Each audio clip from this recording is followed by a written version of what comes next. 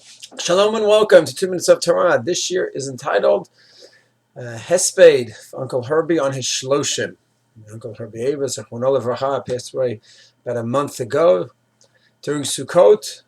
We weren't really eulogies then, according to Halacha. Everyone followed the Halacha so precisely. And we had the Kamat Metzeva, Shloshim. This past Friday, Parshat Vayera in Eretz HaChaim, right near Beit Shemesh. And I want to give a quick summary of what each of the family members said. Such beautiful, beautiful ideas. And even those who listen to the shiurim on my videos who do not know them, I think still could benefit so much. So Rav Yonatan Eber started off, the youngest Seir, he started off saying that if you look at the Parsha, Lech Lecha, Lech Lecha mi'atzam beit avicha elos asher alareka. You should leave your Beit Avicha. So Rav Yonatan had such a beautiful idea. Leaving your family is hard, your homeland is hard, going to uncharted territories are all difficult. He says the commentaries explain Beit Avicha is a whole world view. You come from a certain place as a world view and you're leaving that. You come into a new place, not just a new location, not just new finances, new issues. It's just people with a different view of life. And you're leaving your worldview behind. It's huge. It was a huge challenge for Avram. And 3,300 years later, for Tzvi Eber Zechrono Livracha to pick up the worldview he had. It was Muncie, Far Rockaway, Bell Harbor. Okay, each community certainly was different, but the similarities were very strong. Non-Orthodox communities in America with a certain American mentality, and to go ahead and pick up and leave. So you say, well, all of us who make aliyahs that way. If it's true, okay, we'll all take that kavod and credit, but it's just not true.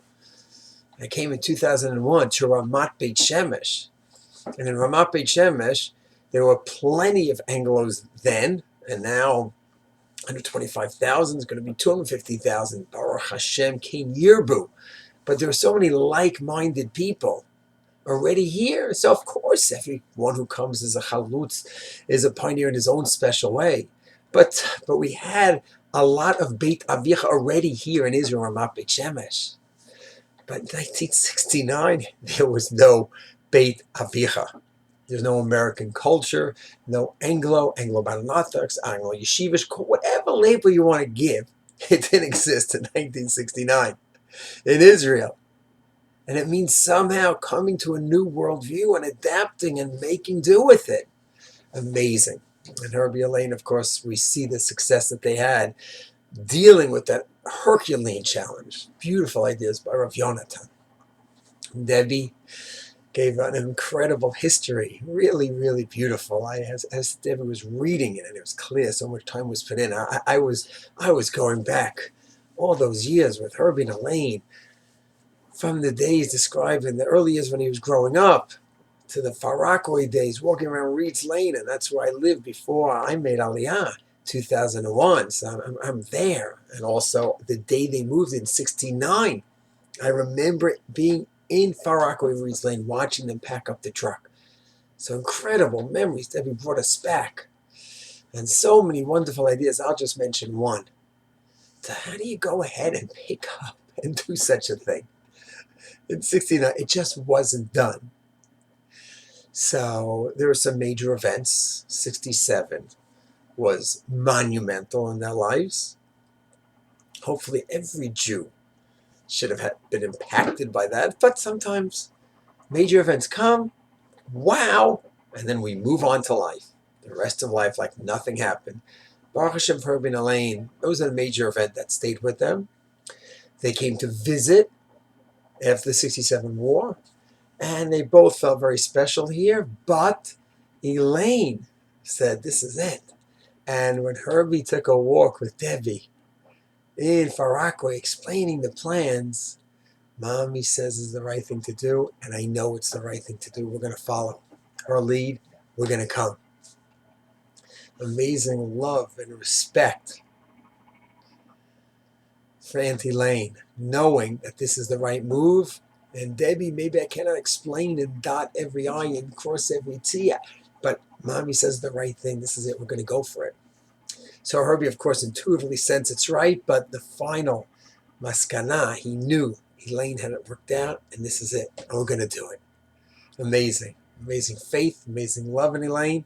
And look what it produced. Just to see the family in Shiva, which was, of course, bittersweet, bitter, obviously, but it was sweetness there. 4 generations. What a mishpacha. So that was it. But Herbie knew. Intuitively to some degree, but also he knew we're going to follow the matriarch here. She wasn't a matriarch yet, but matriarch to be real soon. Then Gilad spoke.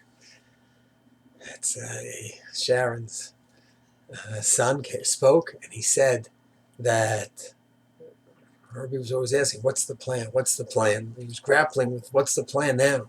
And it's also part of the plan right now is to leave and say goodbye to Herbie. Gilad said, absolutely not. I'm not saying goodbye. Listen, I sound like he's in a state of denial. Not at all.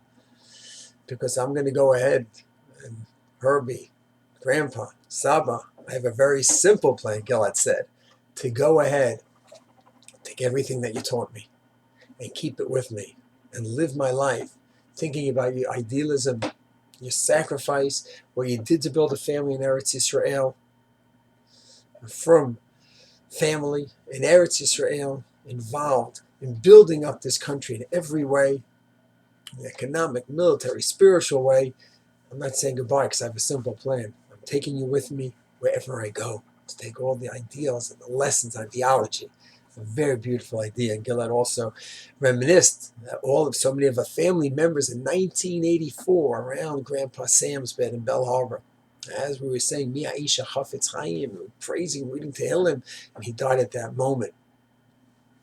And some of the family members wasn't the exact same scene, but some family members were with Herbie also, and reminiscing about these 2 patriarchs passing away after incredible, incredible lives. Finally, Yedidia, Shira's husband, spoke about something so beautiful, how they were sitting in the sukkah together just a few hours before he passed away, talking Torah together. And Herbie and them talking about the Arba Min and the Lulav, the Adas and the Etrog. And each one represents another kind of Jew. And Herbie was talking about the importance of Achdut and unity in Klal Yisrael. That's how we're going to survive, by working together, by being unified, despite our differences. We have to each one specialize in our own areas especially, but we have to work together. And also other areas of Torah that they were learning and discussing and to think hours before he passed away. That's what they were talking about. Divrei Torah, about Sukkot, about life, and about Am Yisrael and Eretz Yisrael. Really amazing. So that's just a few tidbits from some of the beautiful ideas that were said on Friday. And I'll just finish off personally. That image of them moving 50 years ago was marked in my mind, my heart, and my soul. It affected me tremendously from the time I was a little kid. And there was always a shifa, a dream, Baruch Hashem, actualized 18 years ago, and other family members also followed suit. And my last encounter we had was the bris, my grandson, a few months ago, not much before Herbie passed away, where Herbie, of course, they were the first to hear Elaine, the first ones there. Herbie wasn't in the best of health, but didn't matter. He was the first one at the bris, and we're in Ramat Beit Shemesh. He came from Ranana. It's a schlep. And during the bris, I'm standing there watching the bris of my grandson. All of a sudden, I feel someone hold my hand. And Herbie came. He knew that I was dreaming, but holding my father's hand, who died 10 years ago, and Herbie and my father, buddies from Quiltex, buddies till the end of my father's life. He was holding my hand just to be there for me. So even though here he is, he's 90, and he's not well, and people taking care of him, and may think he's in a different mode of being the receiver in life, but no. He was the giver. And he wanted to make sure that even though my father Marvin couldn't be with me, if it's not physically, Herbie will be his shliach, and he'll be there for me. And he was, holding my hand tight during the bris. Very, very, very special memories.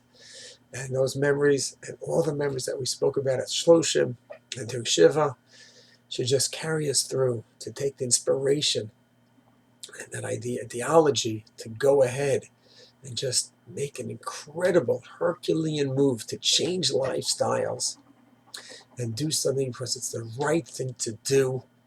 It might not be easy, but it's the right thing to do, and that's what should guide us all. What is Yashar and what is Tov, whether it's comfortable or not. Yashar V'Tov. May his memory always be for blessing.